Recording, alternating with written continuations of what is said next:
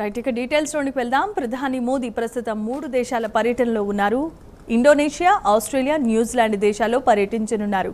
ఈ నెల 13 వరకు మోదీ పర్యటన కొనసాగుతుంది. ఇందులో భాగంగా నిన్న జకార్తా చేరుకున్న ప్రధాని మోదీకి ఇండోనేషియా అధ్యక్షుడైన ప్రబోవో సుబియాంటో ఘన స్వాగతం పలికారు. ఇది మోదీ 4వ ఇండోనేషియా పర్యటన.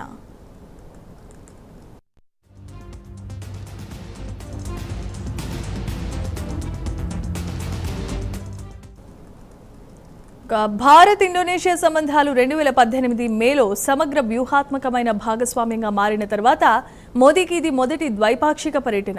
ఈ పర్యటనలో భాగంగా ప్రధాని మోదీ ఇండోనేషియా అధ్యక్షుడైన ప్రబోవో సుబియాంటో మధ్య కీలకమైన చర్చలు జరిగాయి. రక్షణ, సముద్ర భాగస్వామ్యాలు, కీలక ఖనిజాలు, ఆహార భద్రత, డిజిటల్ ఆర్థిక వ్యవస్థ వంటి రంగాల్లో సహకారాన్ని బలోపేతం చేయడంపై దృష్టి సారించారు.